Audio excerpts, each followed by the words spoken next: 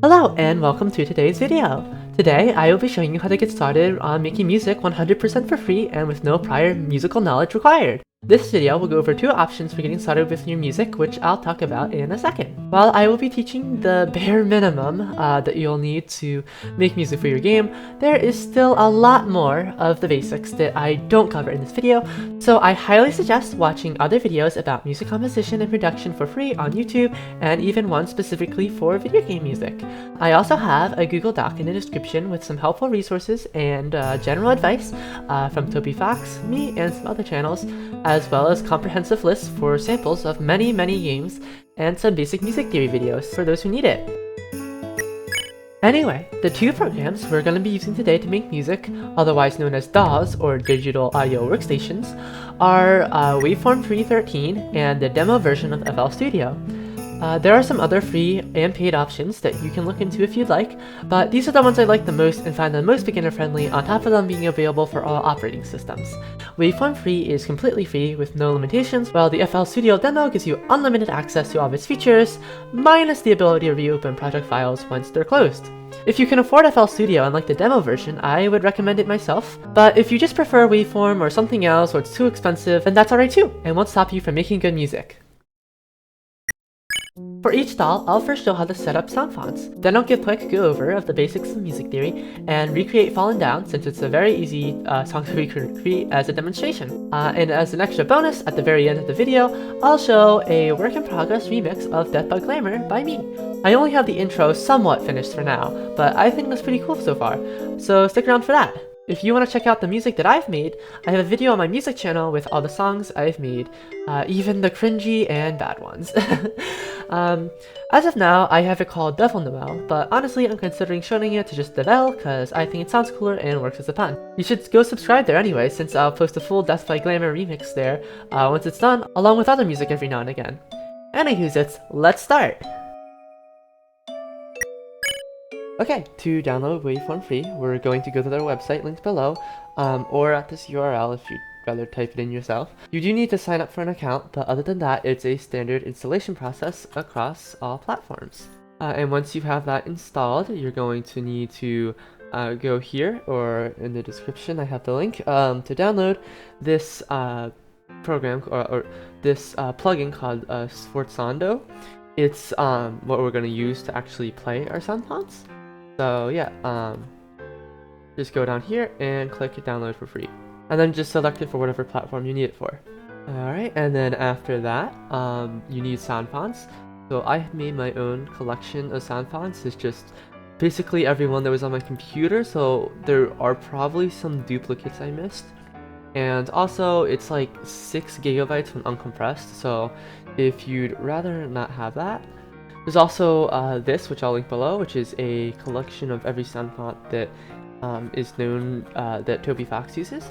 It is still also like 2 GB, but yes, if you'd rather have something a bit smaller, there's this. But if you also just want the Undertale Soundfont, I'll leave a link below to this here, which is the complete Undertale Soundfont. So once you have whatever Soundfonts you need, what you're gonna do is just open up Waveform Free. Okay, so then once you have Waveform Free and Sforzando set up, what we can do is we can create a new project, and we're gonna call this, I'll just call it demo because it's like a demonstration, so let's create. Alright, and so this is what it looks like. These are your different tracks which can play you know, different things like drums, like guitar or whatever. And you can add a new track by clicking this little arrow here. We can add several tracks like that. And you can undo it with Control Z if you need. But yeah, so what we're gonna do first is select track 1. We are going to find our Sforzando. Here we go. Then we're just gonna drag that over here. So this is where we add our like plugins and stuff. Alright, and so now what we need to do is, where it says empty, we are going to, oh actually, my bad, this should the not the one that's just this. We can remove it like right-clicking on it and then click delete plugin. We want the 64-bit one. There we go. Like that. So now click where it says empty, click import, and then you're gonna find where you saved your sound fonts. Right, so for me, I have it here, and then I can find whatever sound font I want. So I'm gonna find the Undertale sound font here. Alright, and so now I have, you know, like that. Incredible. But so yeah, let me change this. What you can do is to change the instrument, you want to go to converted SF2, find the one that you have selected here, and then you can find the different songs. So I'm going to just get a piano from one of these like this, and that one doesn't work. Sometimes it just doesn't work. I don't know why. So then just find a different one if it doesn't work. And that's not working. None of this is gonna work. So once you have Sforzando set up here, what you can do is you click here, click import, and you want to use the Undertale.sf2 here. Click open. There we go. And to change the instrument, you can go through it like this. You want to find the right one. This one has a bunch of, you know, the different things. It doesn't have all of them, I don't think, but it's neatly organized, which I like. So this one is found in my the collection that I have in the description. But anyway, I'm going to select like just piano here. Okay, that one isn't working for some reason. I might need to re-download it, but at least this one works.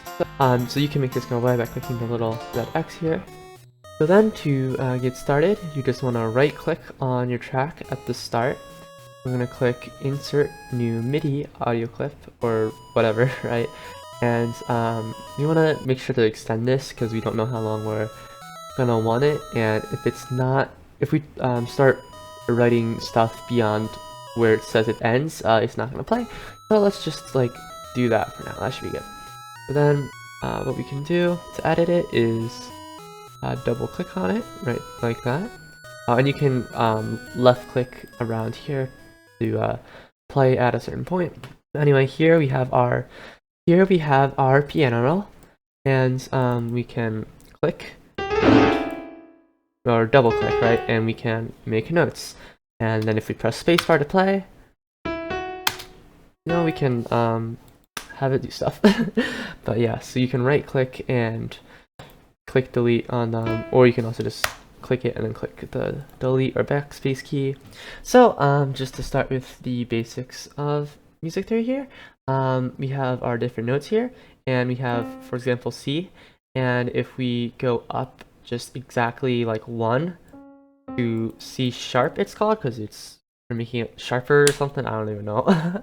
But you know, then that's called a half step, because we're only going like half a thing up. But then if you go like that, that's a whole step. And then there are a bunch of different names for the different like intervals and stuff, but which in an interval is the space between two notes. But yeah, the basic one you're gonna need to know is half step, whole step.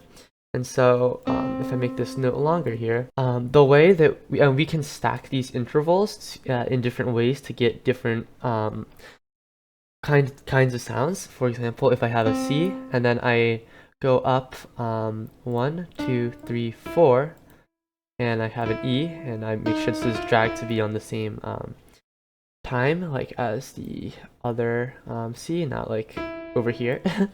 Not the other C, but as the C. And then if I go up from the E, 1, 2, 3, and I have a G, and then I press spacebar to play, we have a C major chord.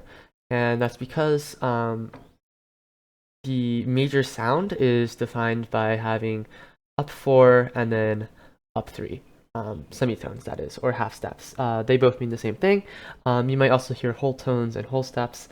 I kind of use them interchangeably, so my bad if that's confusing. But if you want it to be minor, it's very easy. Instead of going up 4, you just go up 3, and then you go 4 from the third here, right? Or it's called a minor third because minor. But so anyway, if we just let that play, now it's dark and scary and stuff. But then, if we go back to our, C major here, and we move it up a half step, we get what's called a sus4 chord because it's like sounds kind of suspended, right? So if we let that play, so that one sounds really nice when you resolve it into just a regular major chord like this, right? And you can left click and drag to highlight stuff and then press delete to remove it if you need, or copy and paste and stuff. But anyway, if we go back to our major, if we go down 2 half steps here, go down a whole step, I should say, but then we get what's called a sus2 chord, which also sounds really nice when resolved to our regular major.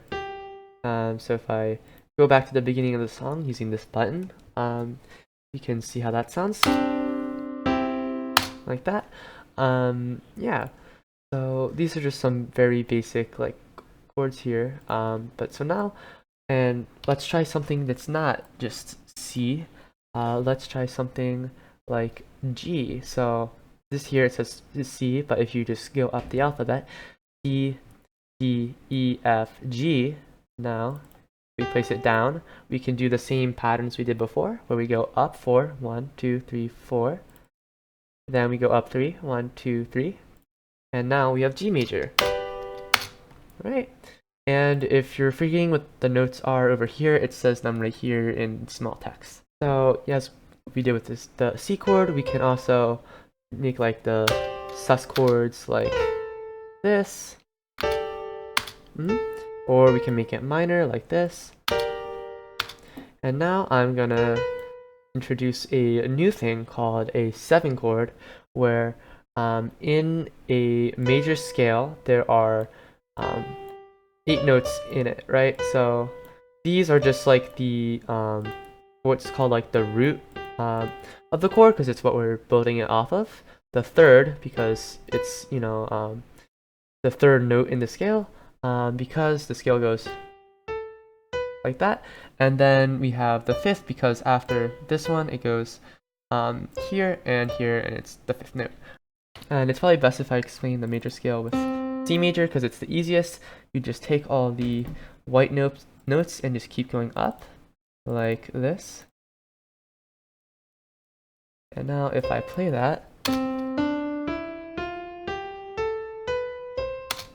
right, it's our really basic major scale. And the intervals for that is we're going up a whole step, up a whole step, up a half step, up a whole step, up a whole step, up a whole step, up a half step. And that's the pattern for the major scale. But then we can also do our same trick of taking the third and just turning it down a thing to make it minor. Although with C minor, you also need to make the B go down one, like that, and then we have our minor scale.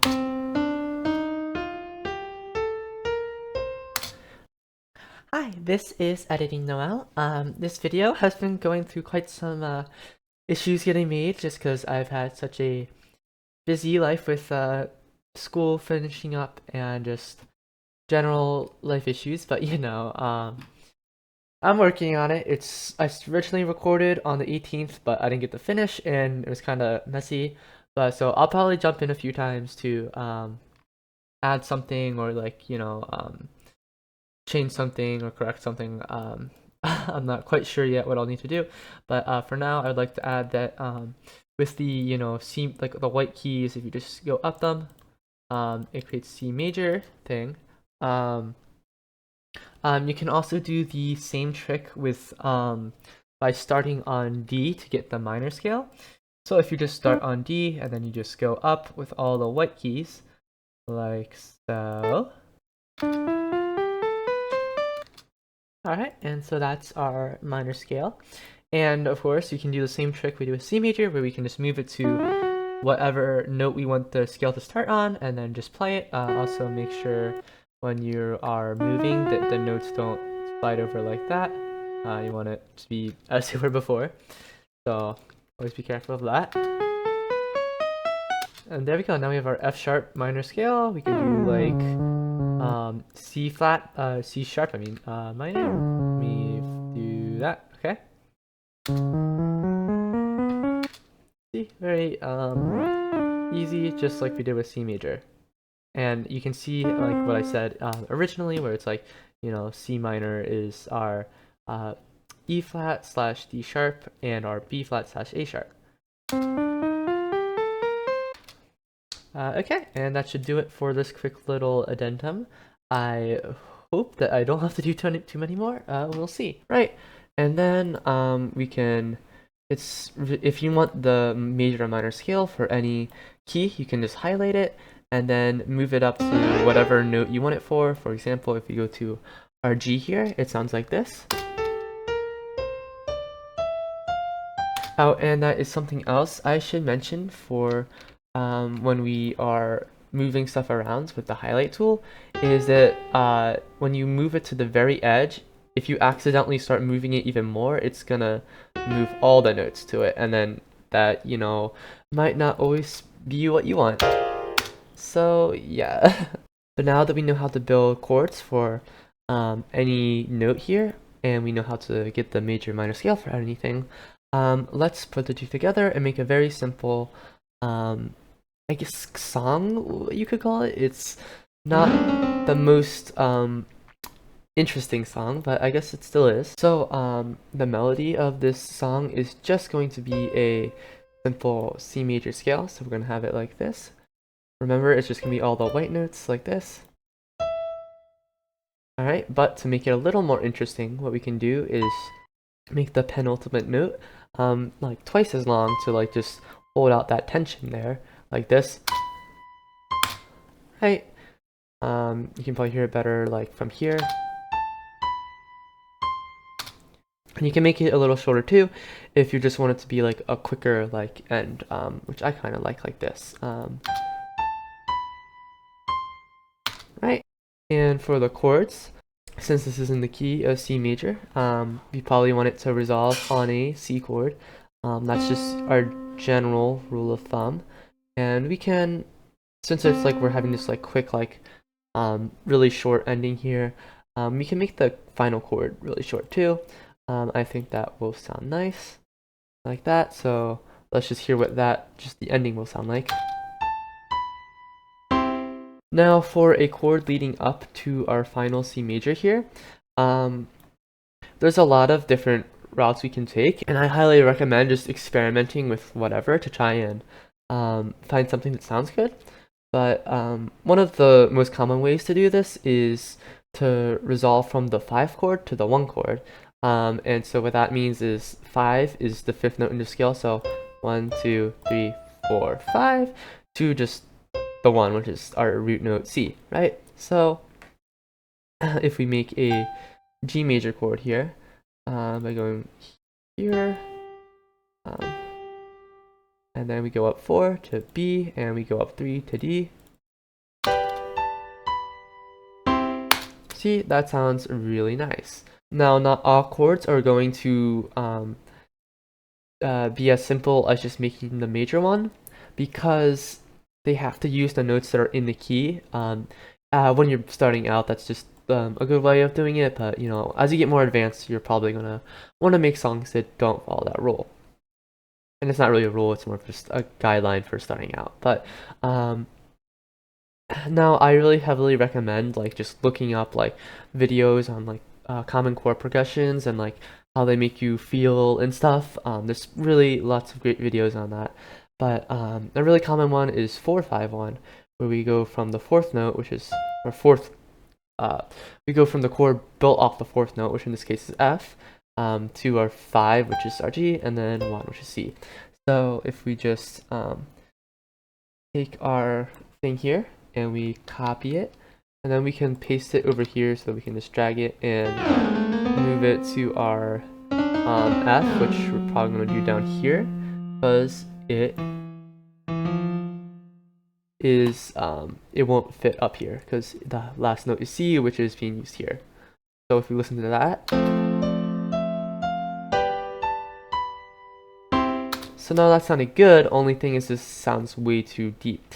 Well, a way we can fix that, and this is a really useful thing you can do, it's called an inversion, where we just take the bottom note here and move it up an octave like that.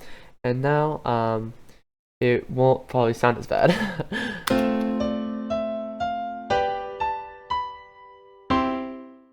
See, that sounds really nice. And if we want, we can do the same thing with the A here, and we can move this up an octave. Right, and this is still our F chord. It's just, you know, we moved some of the notes up and down an octave. That doesn't change what chord it is. It just gives it a slightly different feeling and helps us actually get it into the right range we want without having to have our C up here, right? So yeah, let's listen to how that sounds.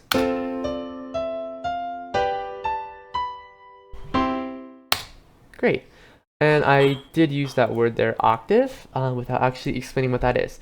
So an octave is the distance between one note and the same note, but like up here, right? You can see these sound the same, just one's like a lot higher. And so that's because the frequency of this one is exactly double this one, and the frequency of this one is half of this one, right? You're just doubling the frequencies whenever you go up an octave. And that's why the scale goes from C5 to C6. The 6 is what octave it is. Yeah, so I hope that makes sense. So yeah, so now we have our little song here.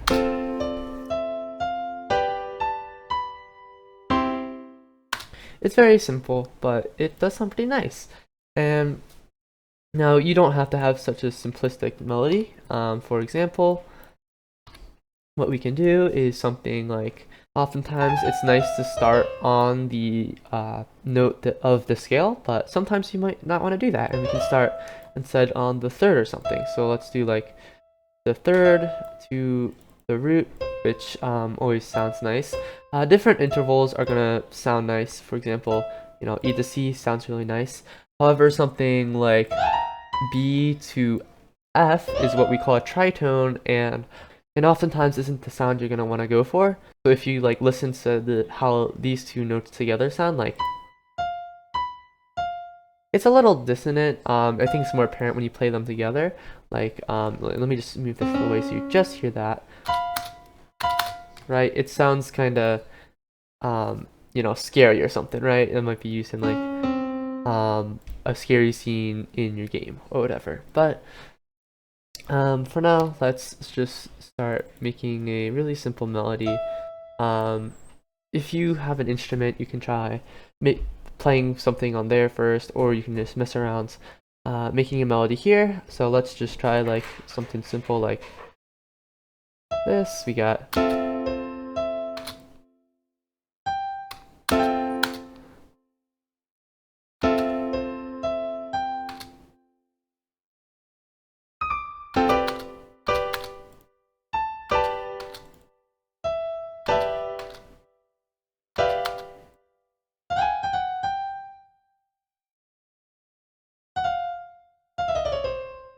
right. So let's see how that sounds. Now this is just me like putting random notes down.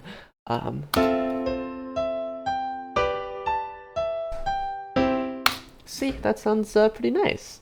Now we can also, of course, like change the rhythm to make it a bit more interesting.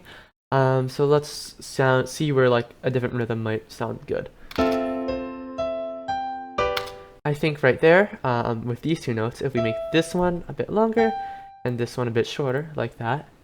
Oops, yeah, let's put this over here.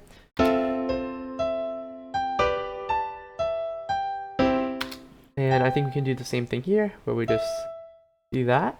And let's see how that sounds.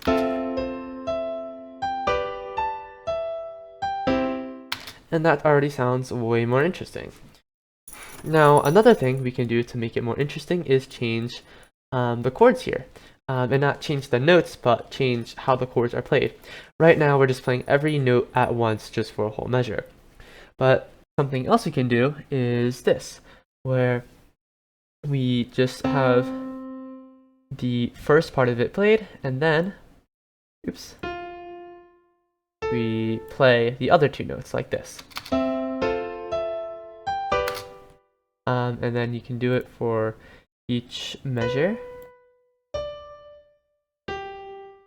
like this. And you could have this one held out too if you want, but I'm going to play it just like that.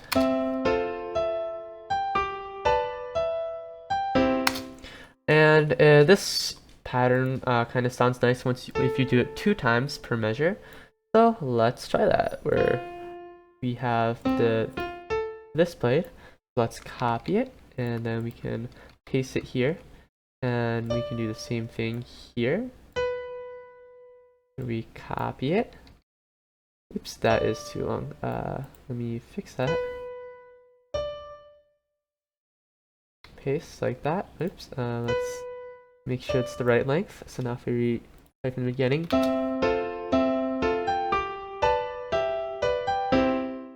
See? Now that one might actually sound a bit better if we move it down the octave, and that might help it sound a bit better. So let's try that. Let's see that. That I moved by accident. Remember to be careful about it. Let's try that again.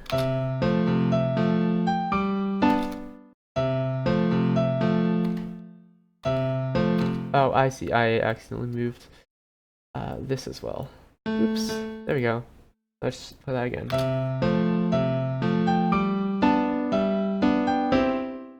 Nice. Now, it might also, it actually did kind of sound nice when it was like this. For example, like, oops. And then probably want to make these a bit longer. And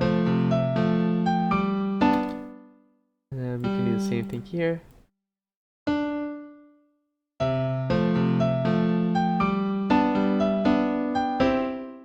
Yeah, see, that actually sounded really nice. So that mistake I made when dragging it over and then the notes started like getting too close together, actually kind of sound nice. So there are going to be times when you're doing something you're like, oh, I didn't mean for that, but it sounds really cool. I believe that's what Bob Ross called a happy accident. Okay, so now we have this cute little song here.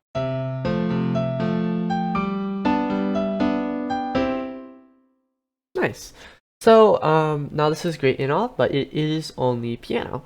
So what can we do to not have it just be piano?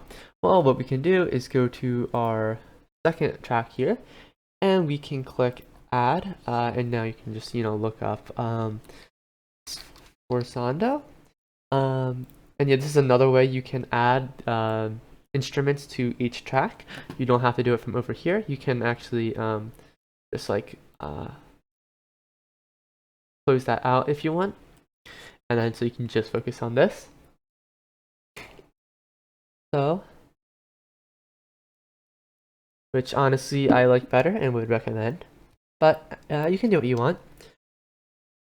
So let's now, since we already added our Undertale into here, we don't need to import it again. We can just go here and we can find a different thing we want. So let's go with our guitar. Right, and so now what we can do is we need to right click, insert new MIDI clip, make sure it's at the actual start of the song. We can drag it out like that. Alright, and so now if we go back to this clip, we can switch between them by just clicking them, which is really nice. So what we can do, we can close this, we don't need it, and you can reopen it anytime by just clicking there.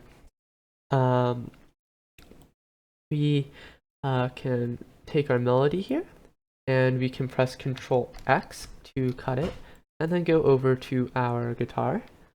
Then at the start, press Ctrl V to paste it in, and now if we play it, okay, I really need to reinstall my Soundfont because I think they broke. Oh wow, I'll use a different instrument then. Hopefully this works. Yeah, let's see that. Okay, so that did work, but it was really quiet. So we can change this by moving the volume up here. So let's try that.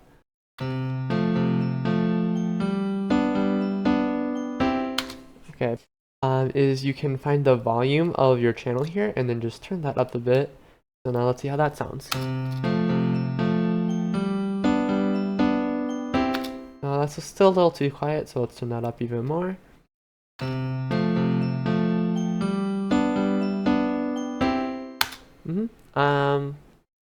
Now we can also turn the volume of the piano down, and that should help too.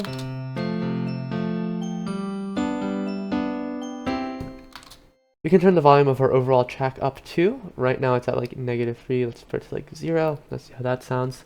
Like that.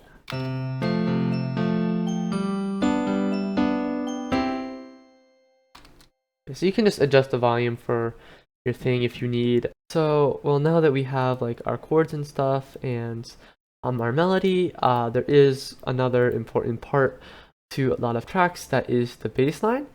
So let's add to our third track here another sforzando, like that. And then we can close this one, we don't need it anymore. And we can, oops, not reload,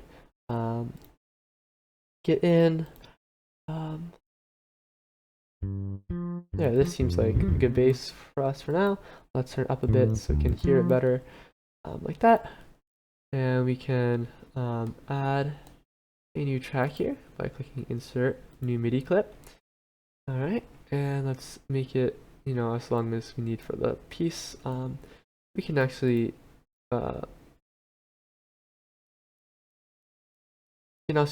shrink these down to just like here, since we're not actually using that much of the timeline here.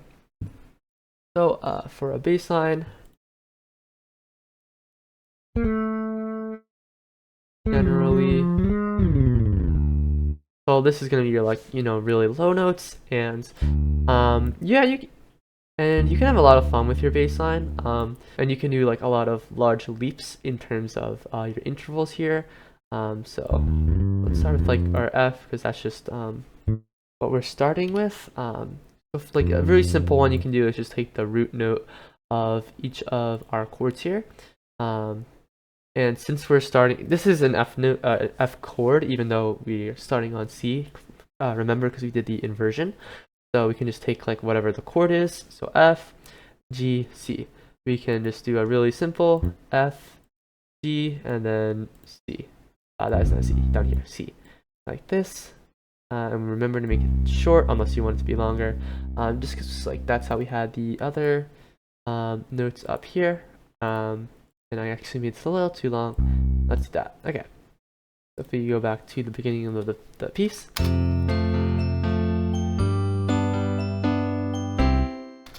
So you can see how that actually sounds really nice. But you can be a bit more complicated than this if you want. For example, a really easy thing you can do is just take your note and then go 1, 2, 3, 4, 5. And then let's do this again. We're on our G, so 1, 2, 3, 4, 5. Right, and then we have our D, and then that will sound nice. So let's listen to that.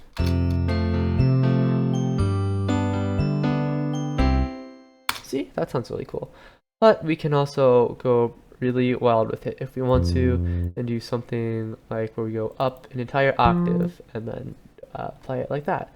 And then we can do the same thing. With our G, we could go down an octave. Let's see how that sounds.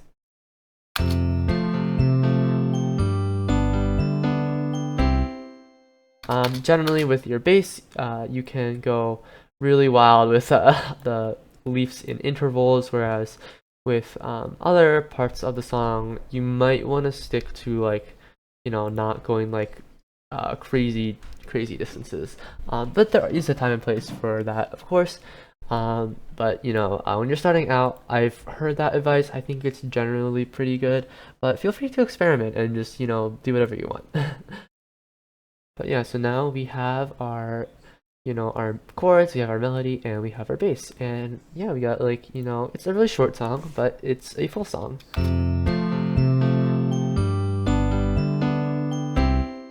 And you might want to experiment with any of your parts, like, you know, just trying it in different octaves. For example, if you move this down an octave, let's see how that sounds. Like this. Oops, again, be careful about accidentally moving your notes over like this. You just try to keep them as they were when you're moving them.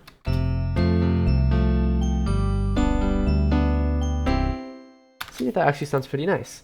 Though this G0 here is really low, you know, of course, you could just move it like this, and then you can have this here. I mean, yeah, the beauty of making your own music is you can do whatever you like with it. So, yeah, even if other people don't like it, if you like it, I think that's really what's important, if you think it captures the feeling you're trying to go for. So, yeah. So that's pretty much it for the basics. Again, I have resources in the description that will help you learn some of the basics of music theory, probably better than I'm teaching it here. I feel like I'm a little disjointed, but I think, you know, this is generally what you're gonna need to know for your songs. And yeah, one more thing before I get onto the Fallen Down recreation is this song is what's called 4/4 or common time, because it's called common time because most songs are in 4/4, and that just means that there are four quarter notes in a measure, and a quarter note is just a quarter of a whole note, and a whole note is a note that lasts an entire measure. This being a measure or bar, they're both the same thing. So you see there's 1, 2, 3, 4 like main big subdivisions within the bar because we're in 4/4, right? There's 1, 2, 3, and then this is too long, but you know, 4 beats per measure, as you say. But there's also 3/4 where there's only 3, and that's like, you know, kind of like waltzes and stuff. It's also what like fallen downs in. And there's also a bunch of different other time signatures you can have, such as 6/8 or 12/2, or just a bunch of other ones. But the main ones you're gonna encounter are 4/4 and 3/4. So yeah, let's get started with fallen down. Okay, so to make a new project file, we can just click the arrow up here, click new project, and we're gonna name this Fallen Down Recreation. Let's create. And of course we can close this out, we don't need it. And on track 1, let's add our sforzando. Okay, like that. Now let's find our Undertale. Here we go, and we want our fallen down piano, like this. Now we can close this out, we can create a new MIDI clip, make sure it's at the start, and we're gonna extend this out because we don't know how long we're gonna have it be. Yeah, so now let's just double click it. We're gonna move up our piano roll. Again, you can move it down if you need to access those clips there. But for now, or those audio tracks, I should say. But for now, let's start making the song. So Fallen Down is in 3/4 time. So what that means is that if we go down here, we want to change it from 4/4 to 3/4, like that. So then we're gonna put this, instead of like 120, it's at like 110 BPM. Yeah, so it is in D major. So let's start off by just establishing our D major scale so that we know the notes that we're going to be using. So remember, we can just start doing that by making a C major scale by using only the white spaces here. So like this, right? And then we can just move this up to D, and these are the notes we're going to use. As you can see, we have D, E, F sharp, G, A, B, C sharp, D, right? So those are the notes we're going to use. Yeah, so just, you know, try to remember it's the same as C major, except we have F sharp and C sharp instead of just F or C. Yeah, so we don't need that because that's not in the song, obviously. Yeah, so let's start off by making the melody, which is going to be, we start on F sharp and then go to C sharp, like that. Except it's going to be shorter than this. Let's do this here, like this. Now, if we play this, it might start sounding familiar. Like that. So now, let's just finish out this first part of the melody. We have, and then we repeat that again. Alright, so that's just the first part of the song done. Now, with the chords. So again, the chords aren't going to be our standard, just like, playing like the chord just plain and straight like this. Like, instead, what we do is we break it up like this. Where it goes da da da da da da, right? And so then with the melody, it sounds like this, right? And then without the melody, it sounds like this, right? So then we just repeat the same thing right here, like that. And then our next part of the melody is like this.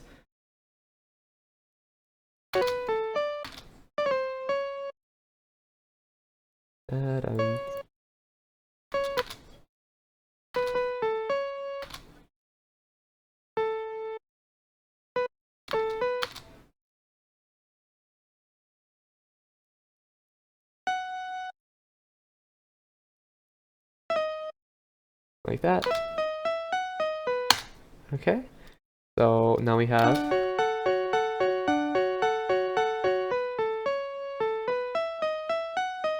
okay, and so the chord that we have next is gonna be our B major. So remember, if we want to make that, what we can do is make our C chord like this. Then we can drag it up to our B, and then we can just drag the notes out like we did before, and then just add in like the repeating last two notes like that. And so now we have, oops, if I can delete this part, oops. And then we just repeat that again, so we can copy it and click here, paste. So now we have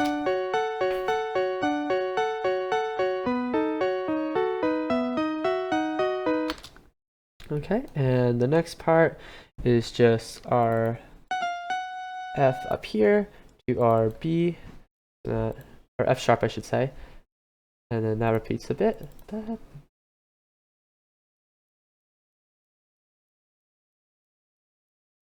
We got da da da da da da da da da da da, and that part, you know, as you can hear from my beautiful singing, repeats 2 more times, and then we just have a G, which we hold out like that.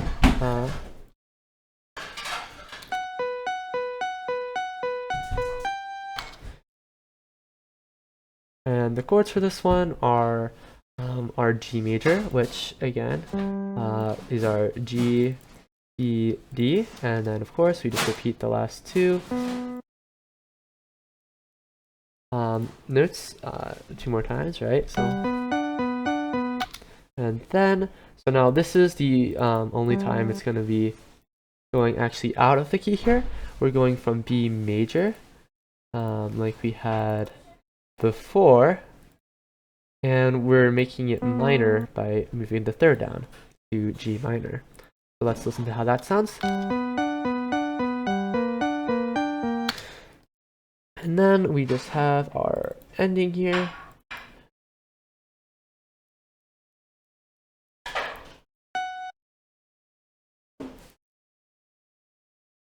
Oops, this part here should be like this.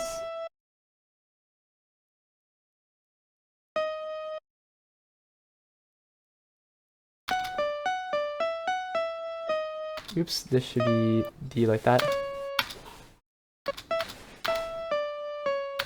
Alright, and the chords for this part are, again, our D major, which we had at the very beginning, which you could copy if you want.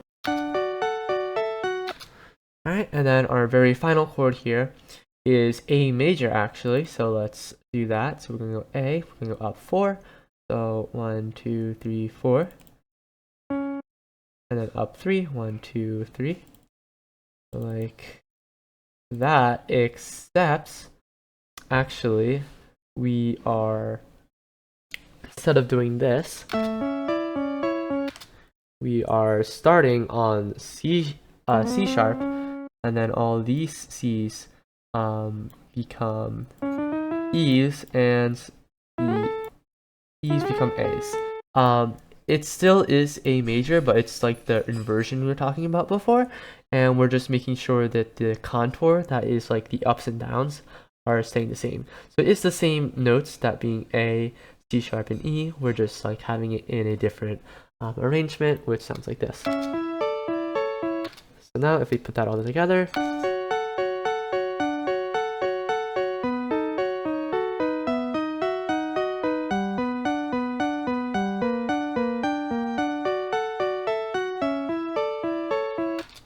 perfect. And so now what we can do is we can cut this down to just that, and then we can click on it, and then we can click Control C, go to our where it ends here, bar 9, press Control V, and now we have that. And so after we have this part, the bass comes in. Now, of course, there's like I think another repetition before that, but just for the sake of this demonstration, let's add in another sforzando in our second track here, and we are going to find the bass for it, like that, which sounds like that. So insert our MIDI clip here, and we'll just have this go to the end. Now the reason we're not having it start at bar 9 is because there's actually a note that plays right here that leads into like the main part of the bass. So let's get that in here. So it's gonna start you where it actually starts in the thing, which is marked by the orange at the top here. So what we need to do is it's gonna be this long, and it's gonna be a C sharp, but it's gonna be way down here, like that. So it's gonna be C sharp 2. So now if you listen to this, that might sound familiar as how it goes in the song.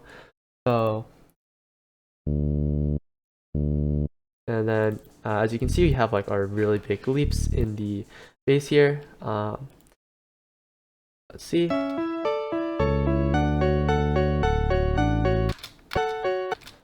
Right, so then this is, I'm just showing you the notes of the bass. But yeah, alright, wait, delete. Wait.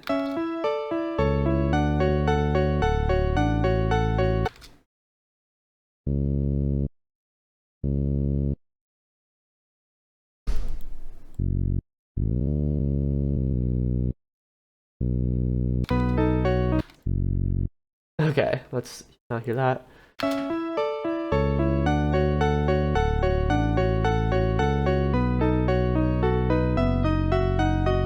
And then we go to our G here.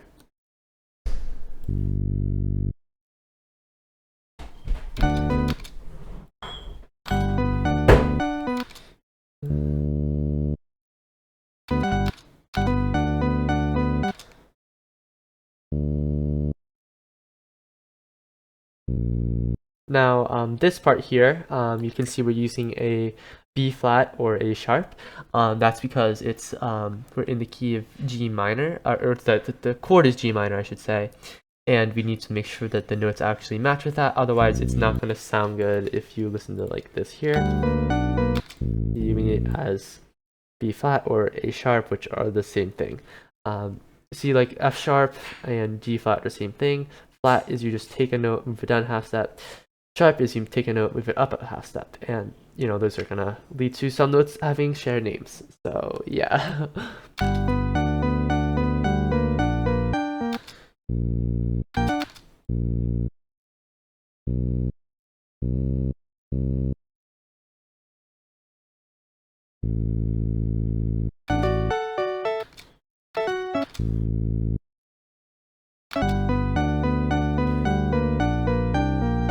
oops, this should be shorter here, like.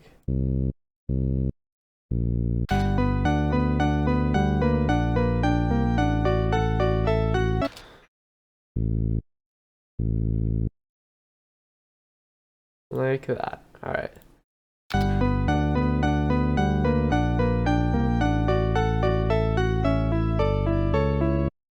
Alright, and then we can copy this, paste it here, except we want to cut down to just, we don't want the initial C sharp. Oops, and I messed up here. Just now I'm down at track 4. You can scroll up and down on this side there to fix that. But yes, we don't want the initial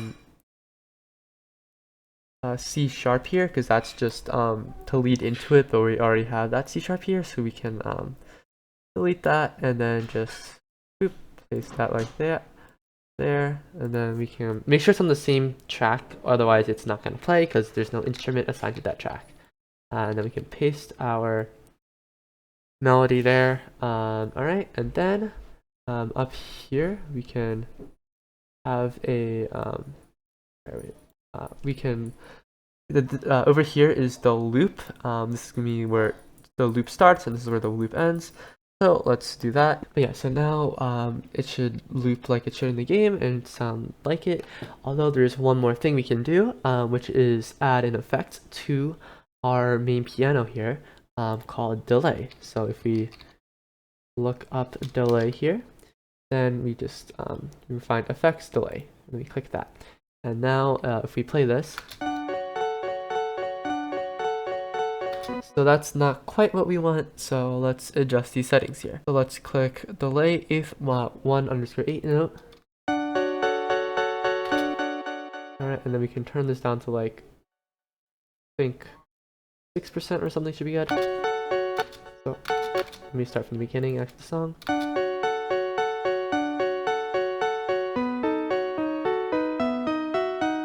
There we go, and now that sounds a bit nicer.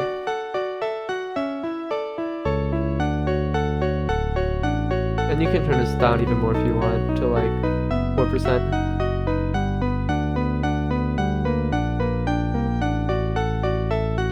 If you select one of the tracks and then you select Control A and Control A again, it shows everything in the entire track together. So let's do it this way because I just like how it looks better. And I should probably also explain that what delay is. It basically just adds this delayed echo effect to the piece. Oh, and you need to press loop playback here to actually make it loop the part that we selected. So if we play this, it should actually sound like how it does in the game and loop and stuff.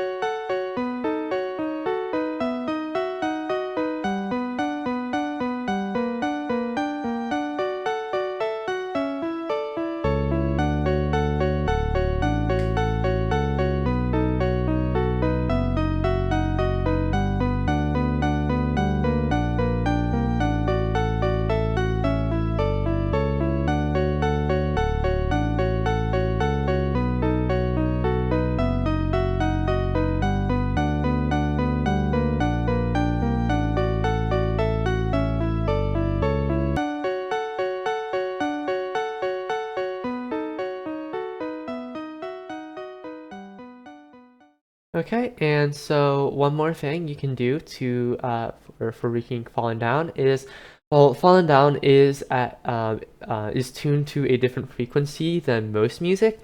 Most music is tuned to the frequency where A is 444 hertz, but Fallen Down is at A equals 441 hertz. So if we want to fix that, we can on our master here, which is going to affect every track. That's what it means by master. If you click the plus arrow here and we type in pitch shifter, so let's add that in here. Okay, and then once you have your pitch shifter on your master, it should say master up here, make sure it does. What you can do is just slightly turn this down to -38, and then that should give you the proper tuning for the song.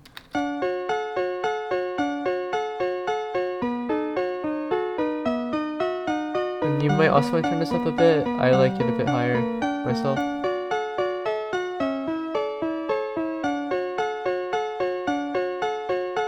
So the one thing with the pitch shifter here is, unfortunately, Waveform 3's pitch shifter kind of messes with like how the notes sound just in general. Like if you listen to this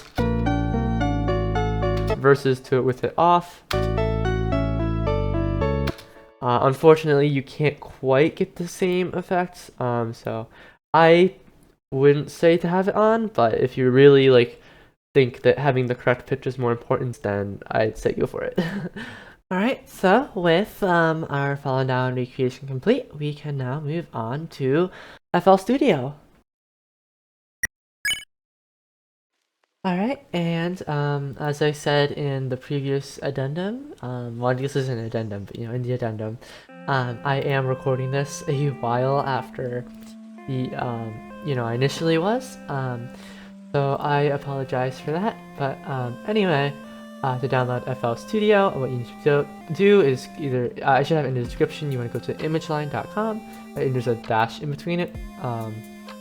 You're probably going to find some scam if you don't have a dash in between it.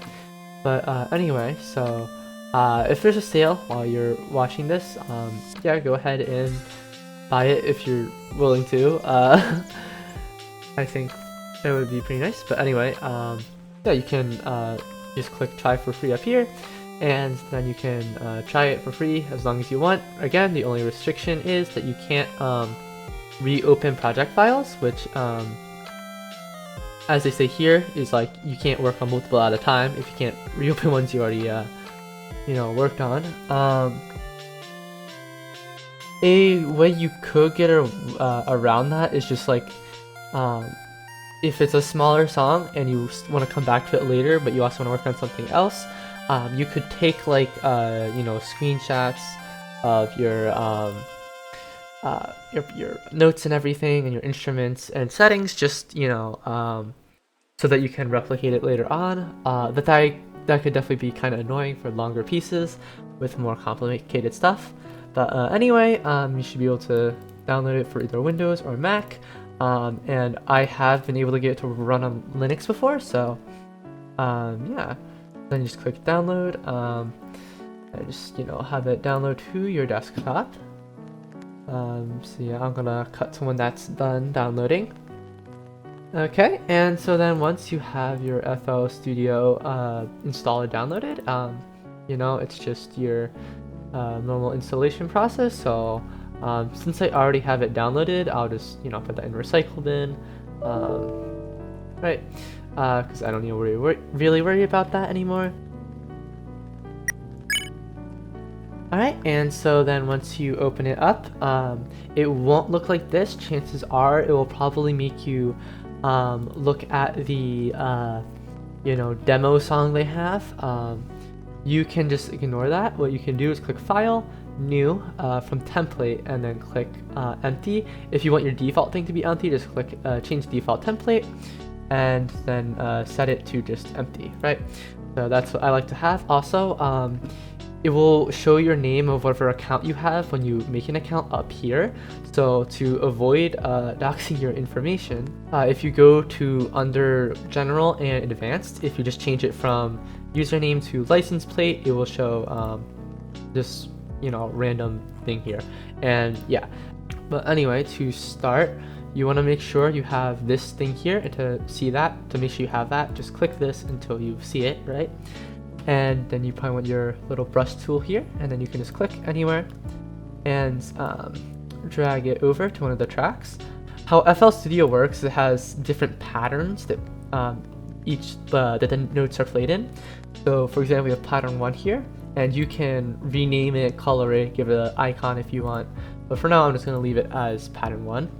And so to actually edit that, what we're going to need to do is click up here until, oh, it's over here for me, let me drag that over here, until we get this thing here. This is the channel rack, and this is where we can actually edit like our different instruments and stuff.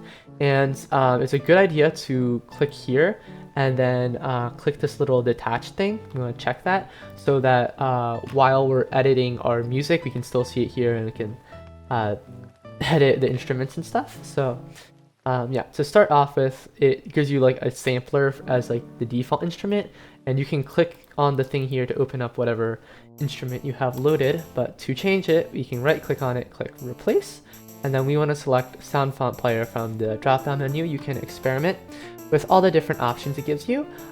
If you're using the trial version, it will let you try all of them. And even if you're like me and you bought it but you don't have the higher tiers and you don't have access to all the instruments, it still lets you use them, but you just can't reopen it, kind of like how the all your tracks work with the demo version. But yeah, I would recommend trying out the different things. One I like especially is Flex. It comes with a lot of nice instruments that you can use for your thing. Yeah, but anyway, that's not what we're here for. We want to replace it with sound font player. Alright, and so the default sound font it's going to give you is just string ensemble. It's going to give you some strings. And so if you want to use your keyboard on your you used to type with as like a MIDI input to like play the different notes, you can click up here until it does it, except it's not working for some reason. It should work for you. I don't know why it's not for me. I'm just having issues, which is lovely. But for now, let me just quick show you how to actually edit the notes and stuff. You just want to click on it. Make sure you have the pattern you want to edit selected, then right click it, and then just click piano roll. And yeah, so then you can place your, oh, you know why I'm not hearing it is because I don't have my audio output set up correctly. That is my bad. And there's all that notes I was typing, but yes, now you can, play stuff with your keyboard. Incredible. But yes, and then once you have, when you first put down a new pattern, you can't double click on it to open it. Oops. But once you actually have notes in there, you can do that to edit it. It's just the first time you need to right click, click piano roll up here, actually, yeah. But yeah, so for now, let's get our sound fonts that we want. You just click the little folder, and then you find the sound fonts that you want to use. So I'm going to use this sound font right here. It has like some of the Undertale sound fonts that it uses, all nice and organized for us. So let's just use the default piano one for now. And here you can adjust stuff like the attack, which is like how a fade in for the note. Like for example, if I do this, it has that kind of fade in. Again, I'm using my keyboard to play the notes. And then there's decay, which honestly, I'm not even sure. I feel like decay and sustain don't do stuff. I know they do. You can look into that if you want, but really attack and release are what you want to worry about. Attack is your fade in, like I said, and your release is your fade out. Right, there's a long fade out with that. Right, and the more you have it, the more the fade out. Oftentimes it's nice to just have like a teensy tiny bit, and you can see in the top left it shows like the amount that I have. Yeah, but sometimes you want more, sometimes you want less, sometimes you want a lot, sometimes you want not at all, and that goes for like all the settings. But anyway, for now we can I'll just explain some basic music theory. So to start off with, we have a note here. We can change its length, and you can put notes together to make them sound good. For example, C and E together sound like this. And you can also add even more notes, and once you get to like 3 or more notes, that's what we call a chord. For example, if you have C, E, and G, that's our C major chord. And the reason why this is our C major chord is because the C major scale is just all the white notes going up from C. So let's just do that like this. And I should say, like with the if you make a C major scale, you can just drag it to whatever other note you want, and that's going to be your scale for that note. For example, F sharp major. Right. And you can press delete to delete stuff. And you can remove your like selection of stuff, the selection tool here, and you can also use that to highlight stuff. But yeah, and so the reason we have this as C major is because the pattern for like just the major sound is you go up a half step, which I should explain. There are different intervals between each note, and the very most basic ones are a half step where you just go up one, or a whole step where you go up a full, where you go up 2 half steps, right? 2 half steps make a whole step, and the different patterns of half steps and whole steps will give you like your different scales, because as it was C major, or just any major scale, it's going to be a whole step up, a whole step up, a half step up, whole step up, whole step up, whole step up, half step up. But then for a minor scale, it's going to be different, and an easy trick to find any minor scale is to start with D and then just go up all the white notes like this.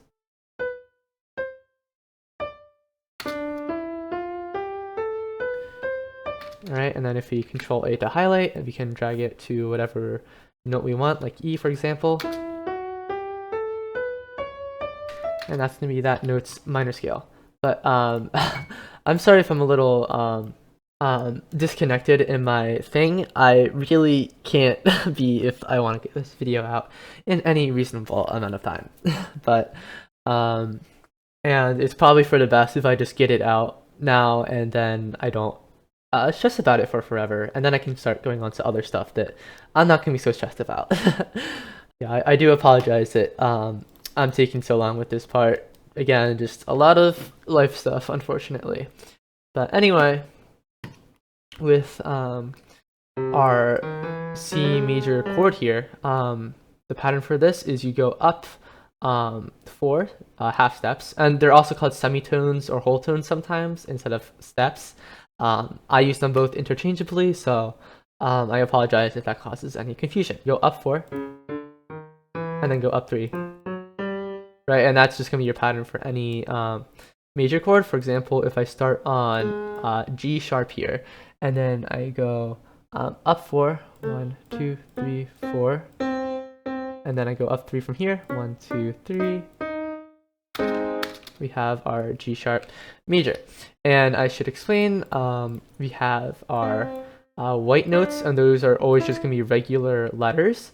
And then you have the black notes, which are going to be your sharps and flats. And how that works is that like you just take the name of the note below it and add sharp to it, or the name of the note above it and add flat to it, which does mean that they do share names. For example, this is C sharp, but you could also say it's D flat, because you could go down from D to get to it, or you can go up from C to get to it. It just depends on what key you're in. You're going to want to use different names for it, just because it's less confusing that way. But it might sound kind of confusing when you're starting out. The more you do it, the more you're going to understand it. And you might notice these numbers on the different notes here. That's because that's what octave it is.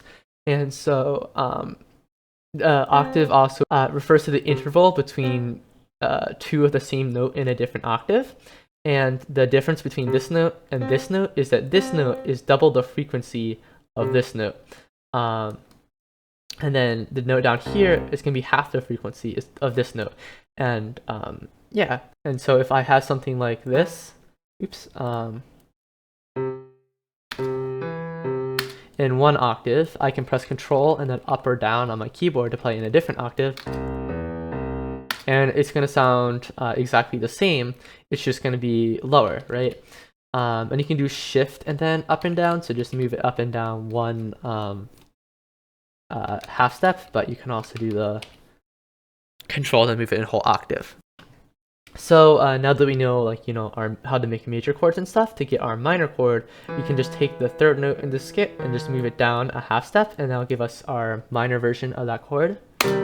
And the pattern for this is just you go up 3, 1, 2, 3, and then you go up 4.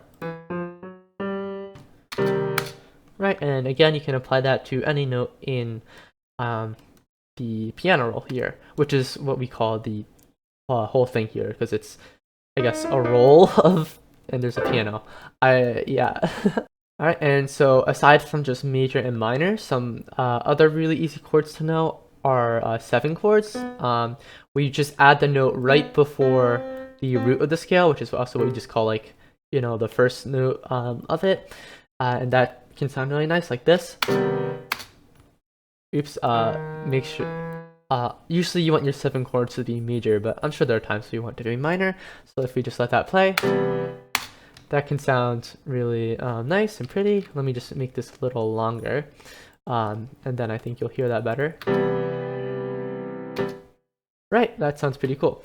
And then another easy but useful one is the sus4 chord, where you just take your, you know, normal C major, move your second note here up a half step, and then that is one that sounds really nice when resolved to your regular major chord, like this. And then you can do the same thing with the sus2 chord, and the sus stands for suspended, because it kind of has this like suspended feeling. It's not suspicious. Yeah. That's all nice, but there are definitely like times where you don't want it to just be like a sus2 chord to a, you know, major chord, and it's all like the same, you know, root note C, right? So other times you might want to do different chord progressions, of course, and a common one is to go from our 5, which is, you know, because it's the 5th note, 1, 2, 3, 4, 5 in the scale of C major. If you remember, just do all the white notes, starting from C, going up to the next C. So if we do that, so that sounds really nice. And of course, there are so many, like, there's just infinite, you know, ways you could combine chords and stuff, but this is a really simple one. Whether or not you'd use this in your Fangame, you can figure that out yourself, but this is just a simple one I want to use to illustrate that you want to use different kinds of chords together to achieve the sound that you want.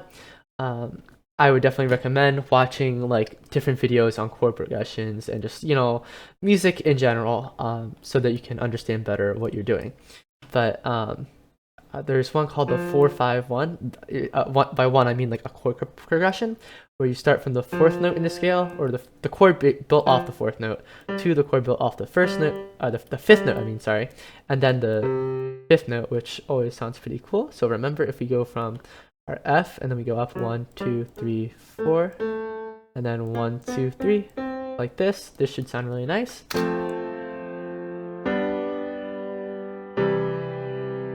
Right, and that gives like a nice like resolved final feeling for that particular chord progression.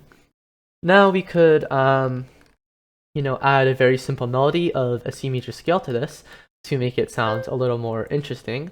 I'm going to make the chords here smaller, just so we can have a melody that isn't really slow. So let's do that, and then I want to make this really like a short ending, like really quick. So let's just, you know, just have our scale here.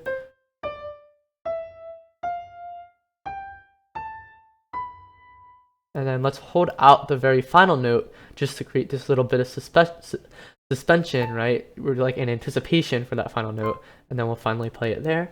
So let's listen to this. Right?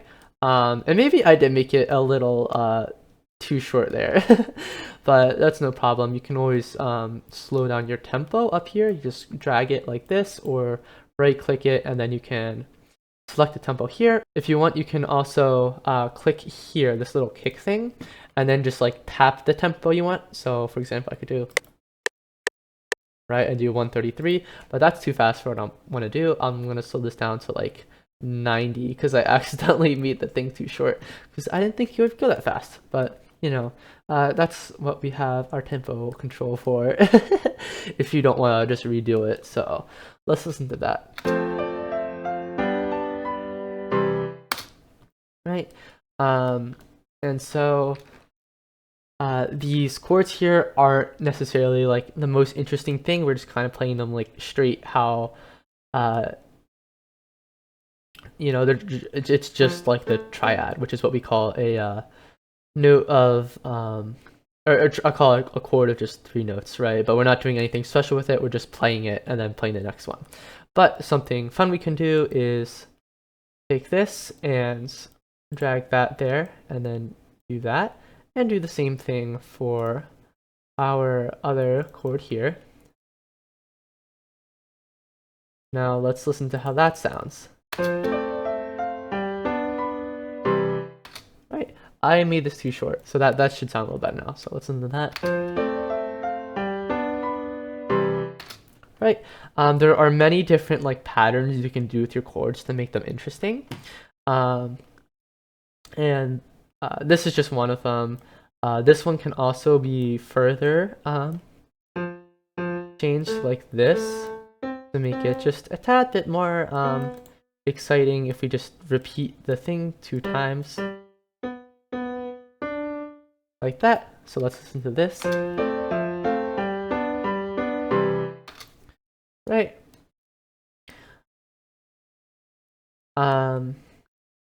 Or if you want, you could do something like this,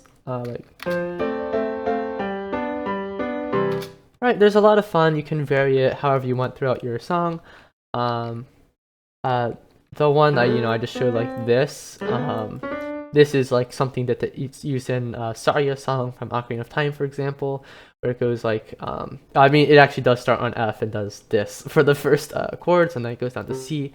But of course, we're doing something a little different here. So that sounds nice and all, but this melody is kind of basic. So let's vary it a little bit. So let's start it on the note that isn't C. Of course, you can start it on the root of your like key that you're in, but sometimes it sounds nice to not do that. So let's do what's called like a major third, where we go from our E to our C, and it's called a major third because it's it's the third note in the scale, and it's a major scale, so major third. But anyway, so yeah, let's try to just move these notes around and see what sounds kind of good.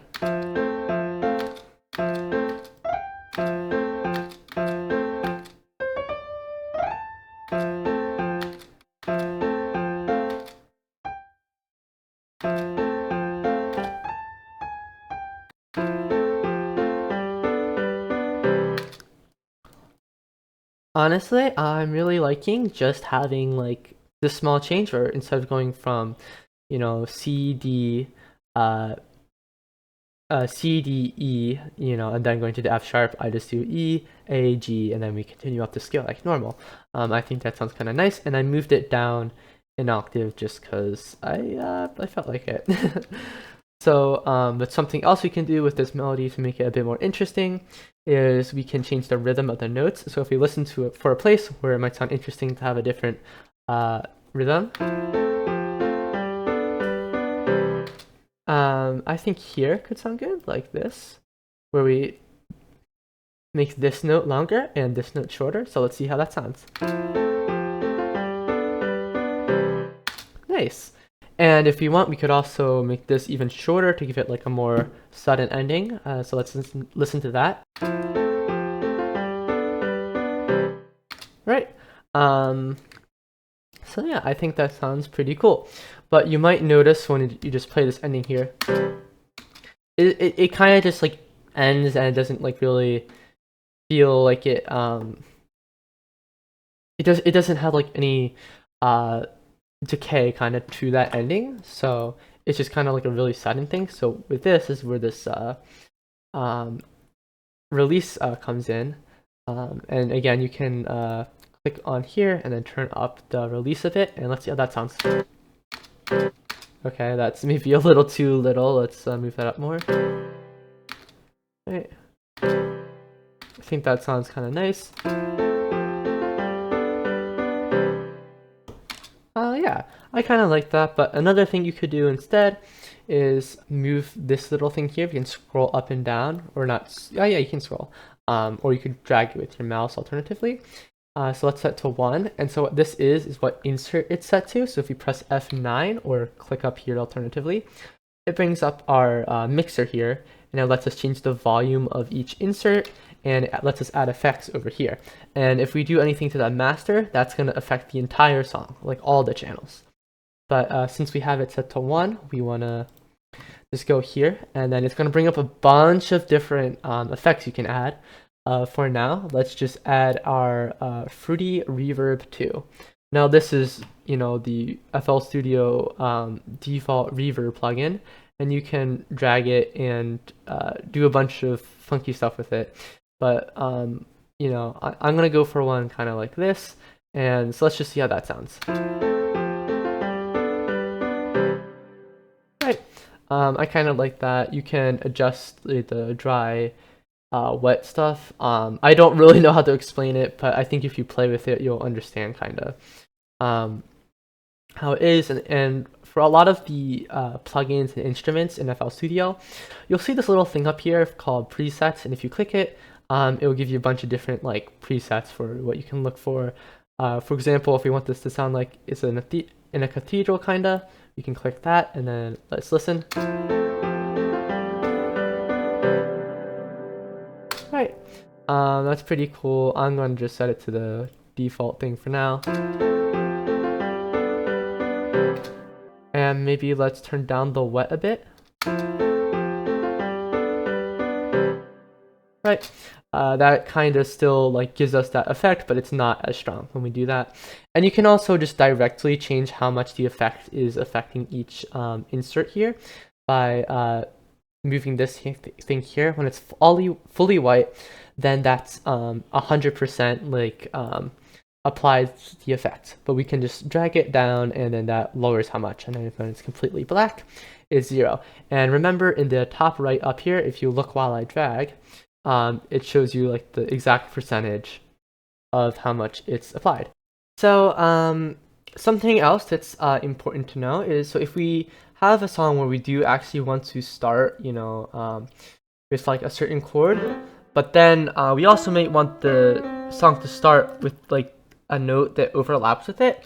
Something we can do is we can just like move any of these notes up and down the octave as we need, and it will still be the same chord, and we'll have like a similar feeling. It's just gonna be playing like 1, 2, or even more notes at like a different octave than before, while like still which then gives us room to have our melody or whatever else start at the note we want. And that's assuming that like you're worrying about the notes not overlapping, which you probably would be for something that's piano. So if you listen to this, right, so now we can have it start on our C here while still having a chord that has C, and it's the same chord as before, and we're not moving the whole thing an octave down, we're just moving one of them. And this can be applied moving up. It can be for like just the middle note if you need it for some reason. Yeah, so that's just a very useful tip to keep in mind. And it doesn't even necessarily have to be because you need it to like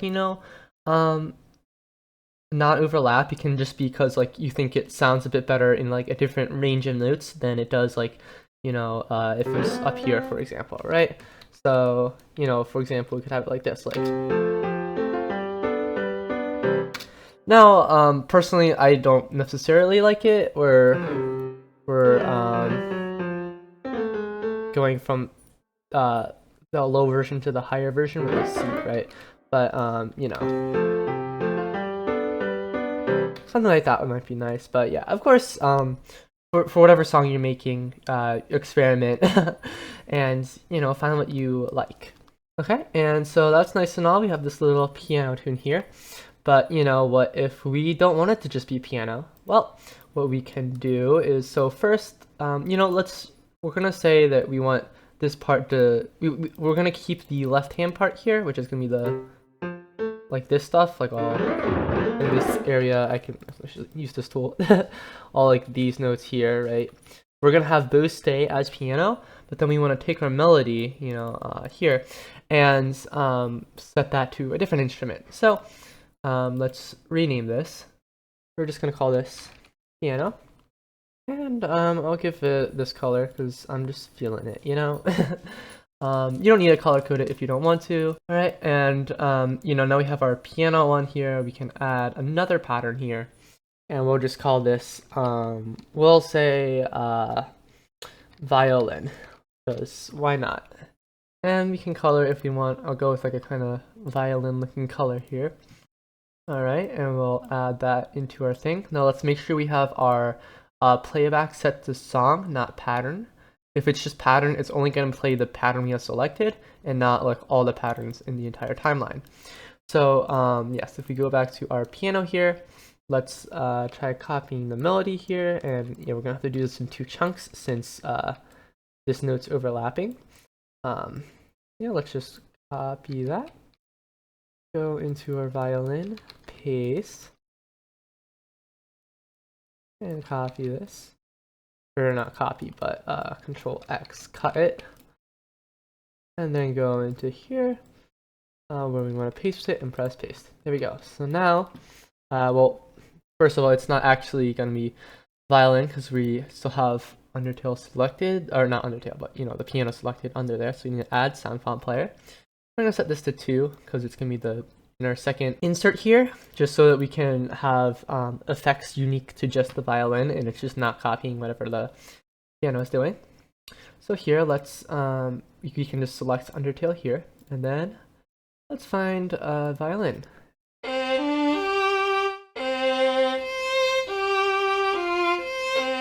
Right, that sounds good. Again, you can play with your keyboard if you have the setting up here enabled. So only thing is that if we play this, it's still doing it as piano, and that's because I actually kind of forgot to select. I didn't have the violin set up when I put this down. So we can just copy it, press Control X to cut it.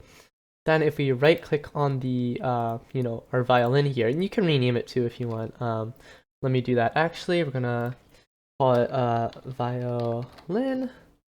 We can give it our color if we want, and if we really want, we can give it an icon. This, you know, definitely isn't necessary. So let's just do that, right? That, and then we can do the same thing here. I don't even really bother with like renaming it here, but if you think that helps, you can do it. I'm usually good at just memorizing what each one here is, like what instrument. But yeah, if we just click the piano roll here, now we're on the piano roll for violin, and you'll be able to double check that by, you know, clicking here. All right, so then at the beginning, we can paste in our melody, and now let's listen. Now, one thing with this is you might notice that like either the piano's too quiet or the violin's too loud. If you press F9 to bring up our mixer here, if we play the song, you can see the volume of the different tracks here, and you can just adjust that as you like. So I'm gonna turn this down and see how that sounds.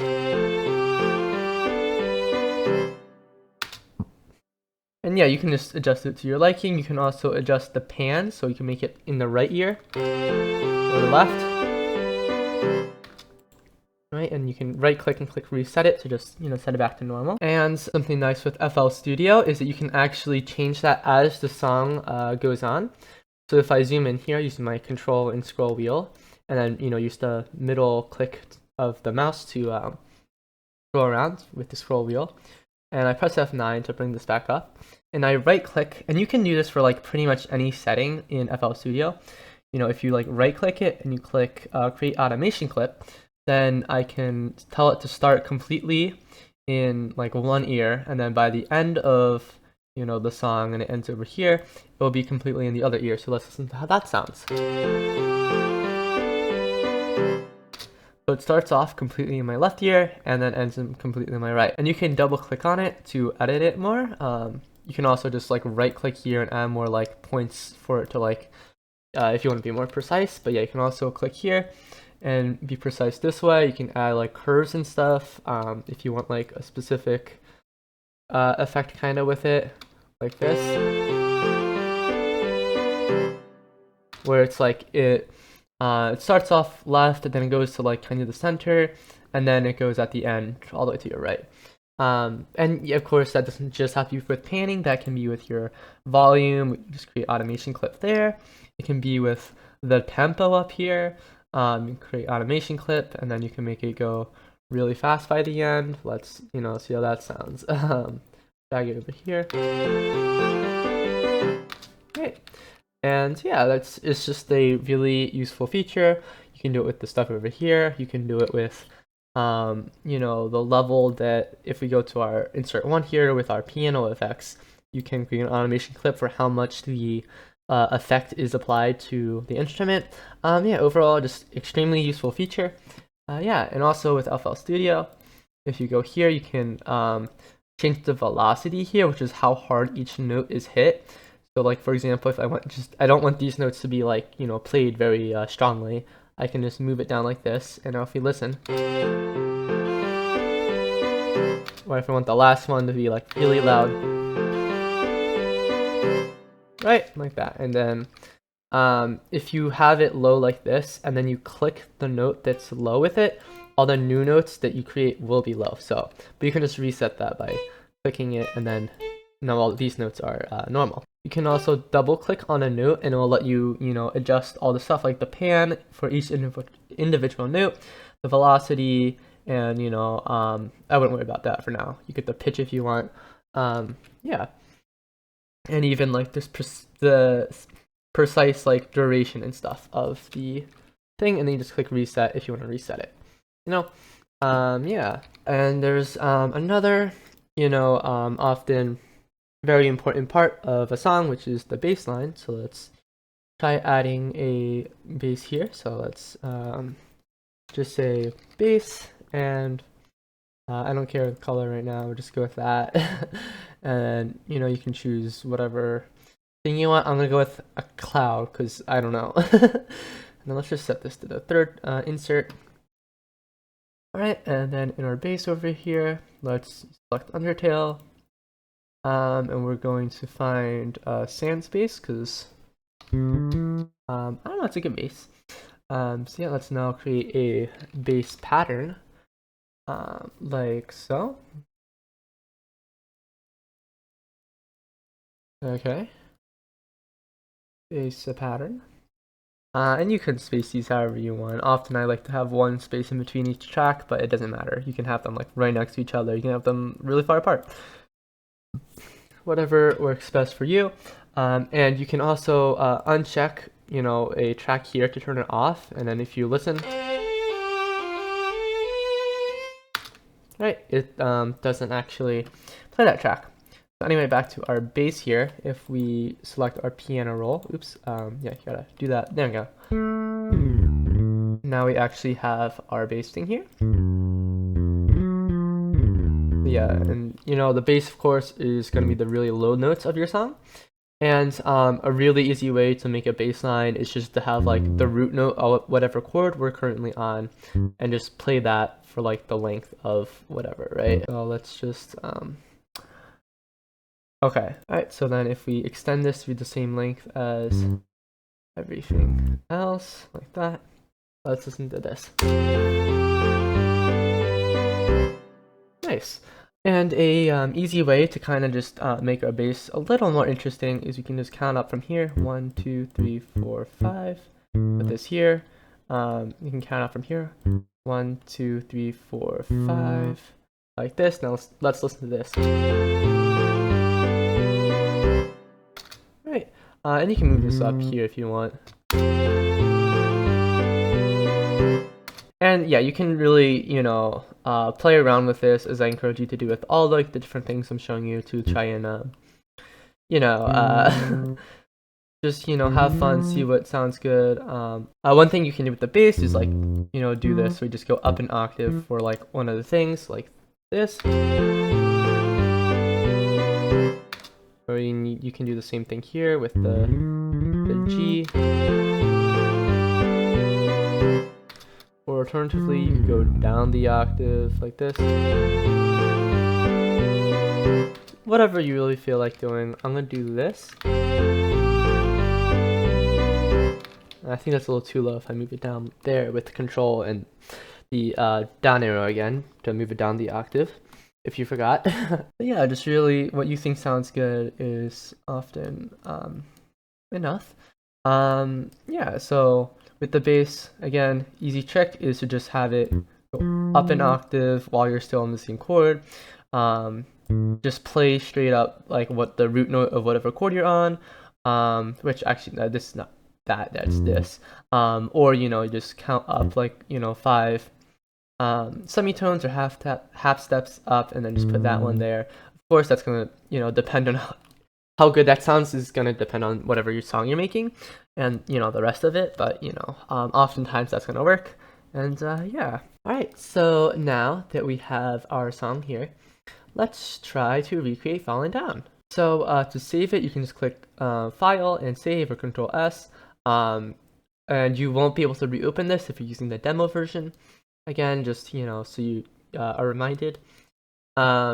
Yeah, I would definitely say play around with FL Studio a bit before you decide to invest on it. Yeah, but once you're ready, and I had to save this because I was having issues with my headphones, and I need to restart the thing and save it before I could actually, you know, edit it again for the video. But anyway, to create a new thing, you know, just click New. And if you set it to empty before, it should say that, but otherwise you can just go to New from Template and Empty. Right, so then our sampler, we can replace Soundfont player. And again, you can experiment with using different stuff. For example, I know in Undertale, it uses the FL piano here in Hotel, where it's like, right, except like an octave higher. But yeah, you know, again, it's just, you know, nice to try out the different instruments in here to try and see what sounds good. You don't have to just use Soundfonts, unless you want to, in which case that's fine too.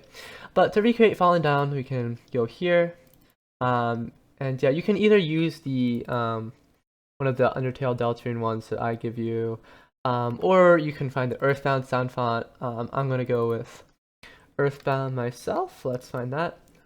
It doesn't matter because it's gonna be the same thing. But if we just go to mellow piano here, and we click down to make our pattern, and we set it to the first insert, let's just click piano roll. Right, remember you have to right click, then click piano roll, right? So yeah, so now first let's change the tempo. I believe it's at like 110 or something BPM, beats per minute if you didn't know. So the first note, oh yes, and I should also say we need to go to options, project general settings, and then we need to change the time signature from 4/4 to 3/4. Now basically what that means is 4/4 is what's known as common time, because it's the most common time signature used in music, where you count like 1 2 3 4 1 2 3 4, right? That's what most songs are in. But then there's also 3/4, which is what Fallen Down's in, where you count 1 2 3 1 2 3 1 2 3 1 2 3, right? It's also kind of the same thing as 6/8, although that's like the same thing, just kind of represented differently. And oh yeah, and you might have it set as this by default, this setting here, in which case just change it to that. It gives you the same effect, just I like it as this menu more. But yeah, yeah, so just have 3/4, and I should explain the 3 means that there's 3 beats per measure. As you can see here, there's 1 2 3 main subdivisions of the measure, and there's the 4 means that the quarter note gets the beat, and it's probably best if I explain it with 4/4 here. So a whole note is a note that is the whole length of the measure. A half note is one that's half the length, and the quarter note is one that's a quarter the length. And it basically means that like each quarter note is 1 beat, right? So you can see there's 1 2 3 4, right? And then in 3/4 there's 1 2 3, then 1 2 3. Thus the way we count it, 1 2 3 1 2 3. All right. So anyway, to start off here, let's make this this long. It's going to be an 1/8 note, which is, you know, an 1/8 of a whole measure, or 1/8 of a whole measure in 4/4, which is kind of confusing. But I apologize for that. Just like half of 1 quarter note, which if you remember is 1 subdivision here. We got, and then this,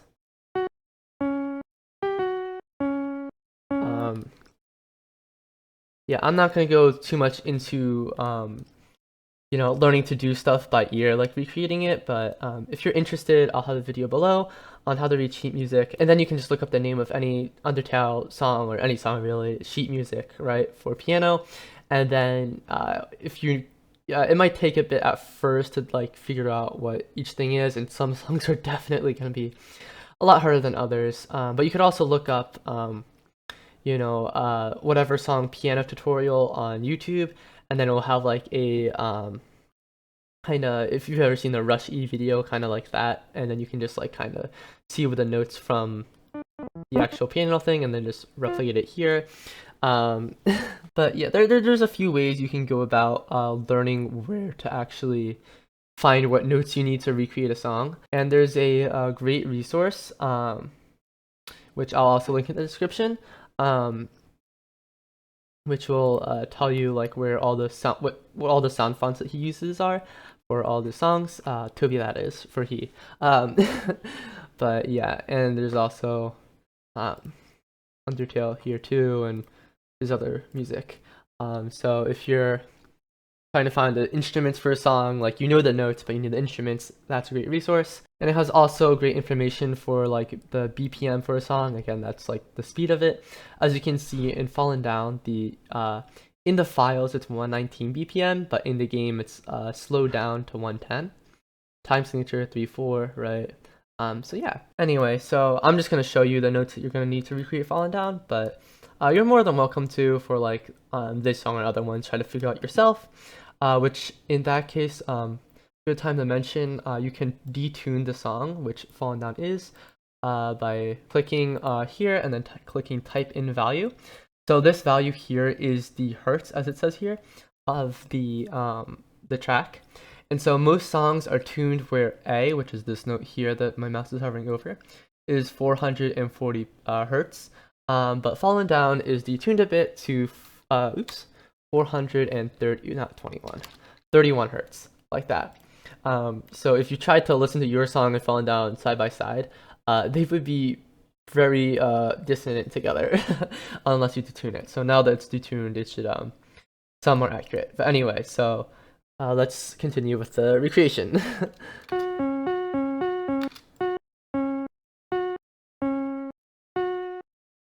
Alright, and so that's the opening, you know, right-hand part. But the left-hand part, so I'll just start off showing you the chords so you can just see. So we're in the key of D major, which if you remember, we can find that by, you know, either counting the intervals, or we can use our little trick of going up all the white notes of D major here, and then shifting that up to D here, and then we can see D has F sharp and C sharp opposed to F natural and C natural.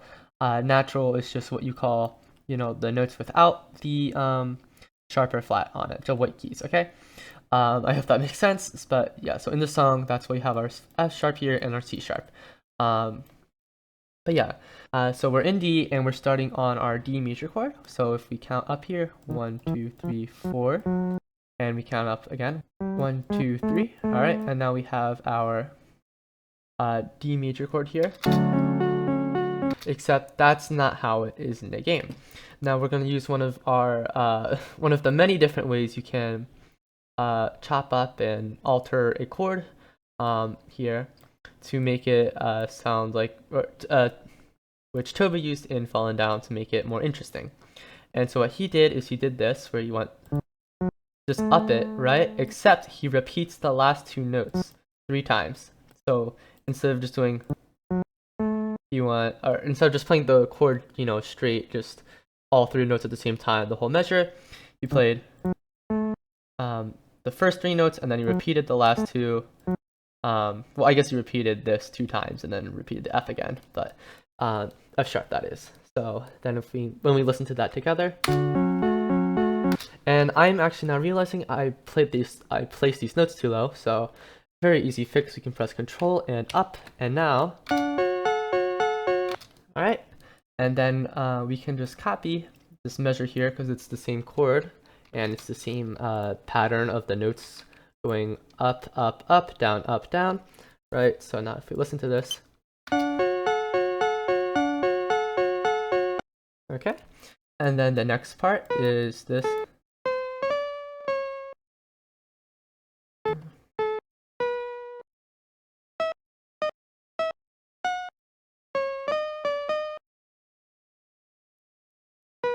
Like that. So if you listen to it, wait.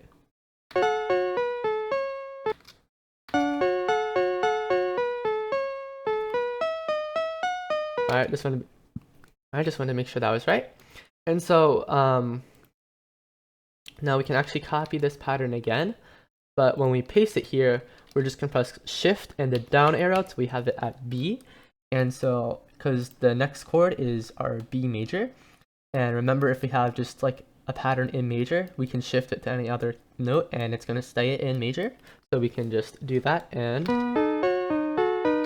then paste it again down to B.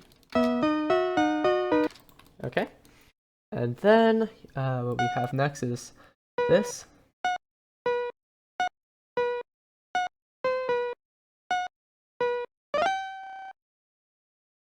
All right, and now this is going to be the one time where it's not just the same pattern twice, because first we need to shift this down to our G here, but then let's just copy the G. Oops. Instead of just playing G major again like this, well, let me show you what happens when we do that. It sounds really weird. Now the reason it sounds so weird here is because actually this is the one chord where Toby has it played G minor instead of G major, which again, if you remember, is only different by moving the third note, which in the scale, which in this case is B. It's the second note in the chord, down to B flat or A sharp. They're the same note, remember, because something sharp is the same thing as the next letter up flat. I'm sorry if it's really confusing. It kind of is. But if we listen now, right now that sounds a bit more like it does in the game. All right, and then we just need to do this.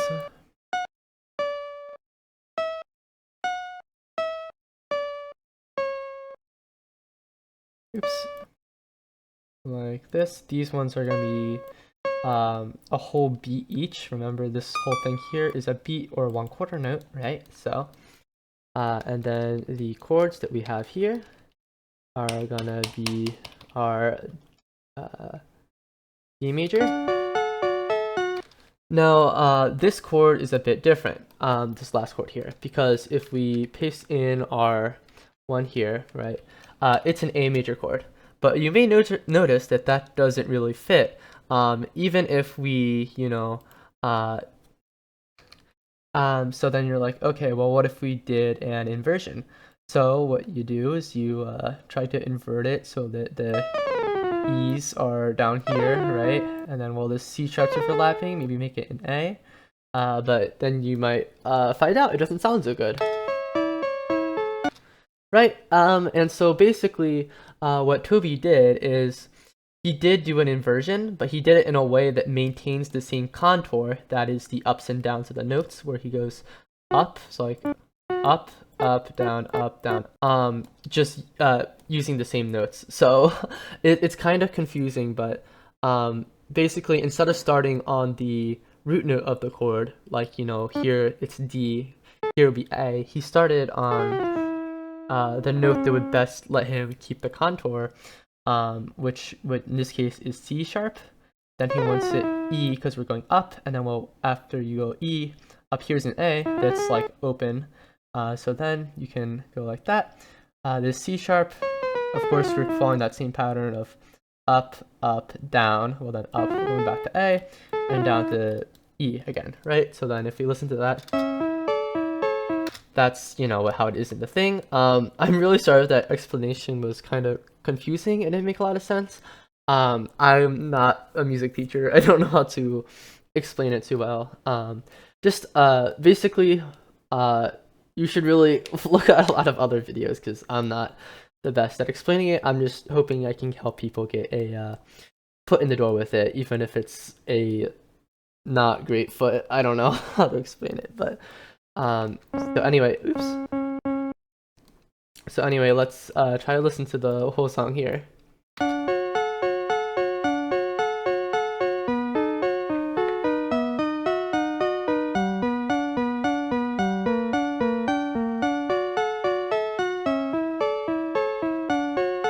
Alright, so that's great, but it is just the piano part. And of course, as you all know, there's a bass part that comes in later. So firstly, let's go over here, rename and color. We're going to name this just piano, piano, right? Like that. We're going orange today, except it's brown. Whatever, I don't care. And then we need to add our bass. And I'm gonna go with this color. I don't know why. Anyhow, we have our bass now. Except the bass doesn't come in immediately, it comes in later. So we all know it repeats this part, right? I think like twice or something, and then the bass comes in. Yeah, let's just do that, right? And then we'll have the bass. Except thing with the bass is it has what's called a pickup note where it plays like a C sharp before it actually goes into the main part. So we're gonna shift this over one measure just so that we can account for that. So yeah, let's click on create a new Soundfont player. We're gonna go with Earthbound again. We're gonna find what's called on it bass. If I can find it, here we go, on it bass. Now if we click, first let's give it a insert, then right click, piano. Alright, so now for the first measure, it's going to be a C sharp, and it's going to be one quarter note exactly. So if we listen to this, oh, and make sure it's on song, and plays where we actually want it to play. And that's actually too high, it should be down here. Alright, so that's where it starts to come in, but then it doesn't actually come in till this, the second measure here. As you can see, it has this, again, it's called a pickup because it picks up into the main part of the actual bass line here. So now I'm just going to show you what that is. So let me do that here.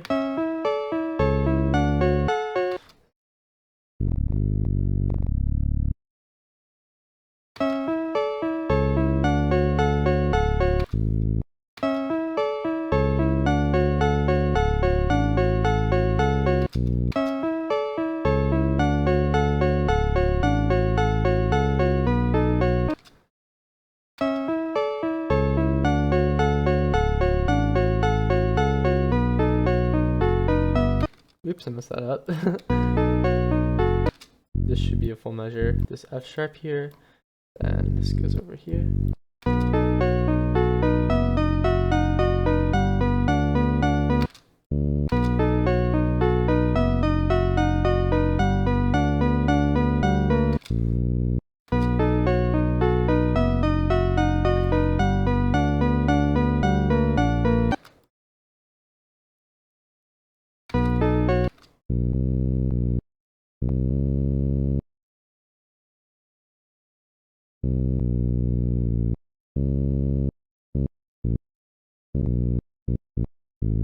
Wait,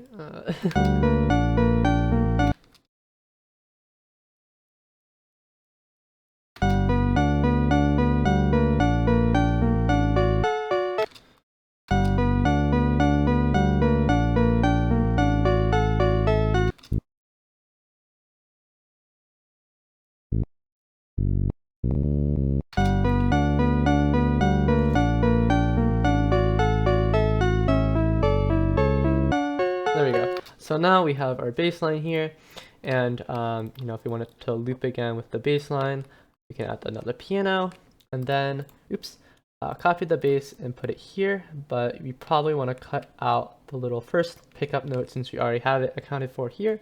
Then we can drag that down if you want. So yeah, and then let's listen to that real quick with the bass line.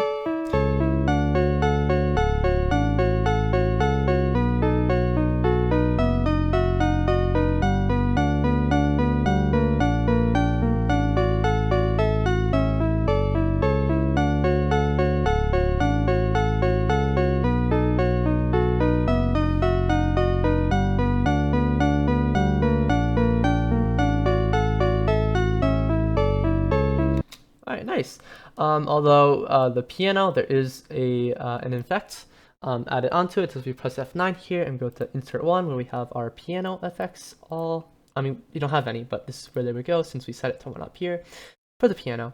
Again, let me just rename this to piano, just to make sure we're all on the same page here on what each thing is. And then this is going to be the bass, like so. Okay. And so then, we're on channel 1 here, or insert 1, sorry. Oops. So then we're on insert 1 here. And we are going to add our fruity delay. I like fruity delay too, so that's what I'm going to show. So if we just listen to this with the default settings, this is what it sounds like, which isn't quite what we want. So if we click on it, let's turn the volume down here. All right. And then we want to set this to the second option here, where the little circle here is orange.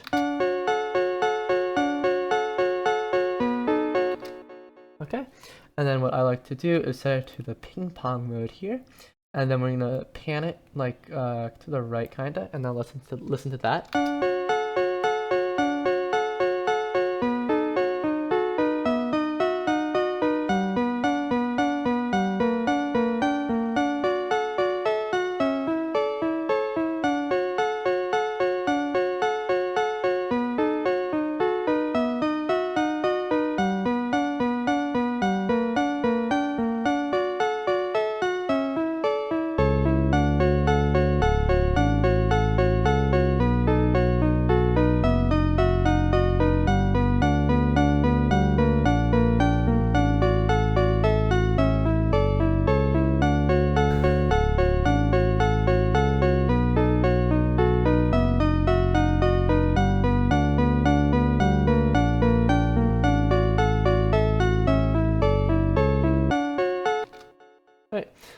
I don't know if necessarily the original song has it like that, but that's personally how I like to do it.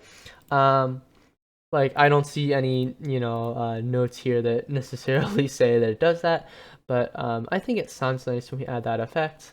And it does seem like there's some like other instruments added in here, but I don't know where they're added, and it's kind of like not that noticeable anyway without them. So that's all I'm gonna show for that recreation there. All right, and with that, our fallen down recreation is done. It's not 100% accurate, as we saw with the instruments I didn't add because I don't know where to add them, and it's not that noticeable without them. And I added the delay effect, which I just think sounds nice. Yeah, hopefully that was helpful in at least giving you some pointers in the right direction on helping you get started. Now I'm going to play that Death by Glamour remix I was talking about at the start of the video. And then after that, I'm going to have a little section where I'm just going to talk about stuff. You'll see when I get to that, because I kind of forget exactly what I wanted to say there, but I'll remember it when I get to it. Anyway, I hope you enjoy the remix. Oh, yes!